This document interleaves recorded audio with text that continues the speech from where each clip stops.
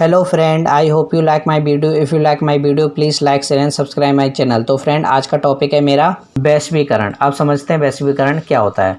वैश्वीकरण का अर्थ उन सभी प्रतिबंधों को हटाना है जो व्यापार पर लगाए गए थे, जैसे परमिट हो गया, लाइसेंस हो गया, शुल्क आदि। तो क्या होता था, वैश्वीकरण उसको कहते हैं, जैसे मान लो आप व्यापार कर रहे हो तो उसमें जो जो आपको दिक्कतें आ, जो भी उसमें प्रतिबंध हैं, जो भी उसमें दिक्कतें हैं उनको हटाना। जैसे परमिशन लेनी पड़ती थी, लाइसेंस लेना पड़ता था, या फिर कोई टैक्स वगैरह देना पड़ता था, तो ये सब थी इसमें।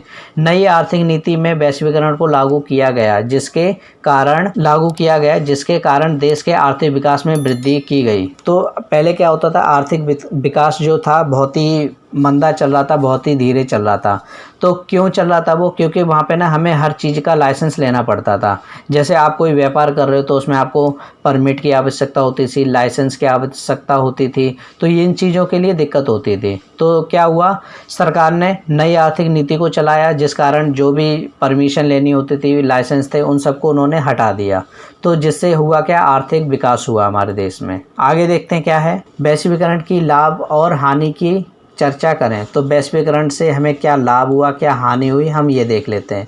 तो देखते हैं इसमें क्या होता है। वैश्वीकरण के लाभ, तो वैश्वीकरण से हमें क्या लाभ हुआ हम वो समझते हैं पहले। विश्व में भारत की निर्यात में हिस्सेदारी बढ़ी। तो वैश्वीकरण से क्या हुआ, निर्यात में वृद्धि हुई। वैश्वीकरण के द्वारा विश्व में भारत की निर्यात में हिस्सेदारी 103% तक बढ़ गई। वैश्वीकरण में सभी देशों को निर्यात और आयात के लिए बढ़ावा दिया। तो वैश्वीकरण के कारण क्या होता था, पहले हमारे देश में आयात निर्यात नहीं होता था, तो इसको बढ़ावा दिया गया। विदेशी निवेश प्रवाह, नई आर्थिक नीति में वैश्वीकरण को अपनाने पर विदेशी निवेश के प्रवाह में तेजी से वृद्धि हुई। इसके कारण देश में रोजगार एवं उत्पादन बढ़ा।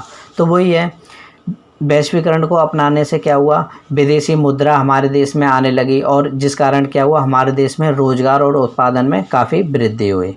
आगे देखते हैं क्या है। भुगतान संतुलन स्थिति, नई आर्थिक नीति से पहले भुगतान संतुलन में घाटा 3.2% तक पहुंच गया था, किंतु वैश्वीकरण के द्वारा भुगतान संतुलन के घाटे में कमी आई। तो पहले क्या होता था, जब हमने नई आर्थिक नीति से पहले की बात कर रहे हैं, तो उस समय क्या था, उस समय कि घाटा हो रहा था हमारे देश में। तो जब हमने इसको अपनाया वैश्वीकरण को, उसके बाद क्या हुआ, हमारे देश में जो भी घाटे की स्थिति हो रही थी वो कहीं ना कहीं कम हो गई। वैश्वीकरण से हानियां, तो वैश्वीकरण से क्या क्या हानियां होती हैं अब वो समझ लेते हैं इसमें क्या है। विश्व निर्यात में भारत का हिस्सा बढ़ा, परंतु दूसरे एशियाई देशों जैसे मलेशिया, कोरिया की तुलना में बहुत कम मात्रा में बढ़ा।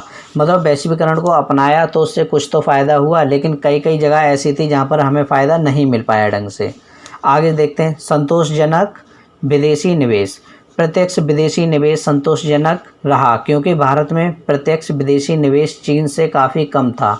तो भारत में क्या था, जो चीन है, चीन का सबसे ज़्यादा था, बट भारत में बहुत ही कम था उसके मुताबिक। तो ये भी कहीं ना कहीं देखा जाए उसका विपरीत प्रभाव भी पड़ा है उसका वैश्वीकरण का। और देखते हैं क्या है। वैश्वीकरण के द्वारा भुगतान संतुलन के घाटे की समस्या कम हुई, परंतु सकल घरेलू उत्पाद में आयात की मात्रा निर्यात से अधिक है। भुगतान संतुलन के जो घाटा था वो तो चलो कम हुआ, लेकिन कहीं ना कहीं आयात बढ़ गया हमारा, मतलब हम देश में ज़्यादा चीज़ें मंगाने लग गए दूसरे देशों से। तो इसमें कहीं ना कहीं ये गलत प्रभाव पड़ा हमारे देश पर। तो आई होप आपको इतना क्लियर हो गया होगा। तो आज की क्लास में बस इतना ही।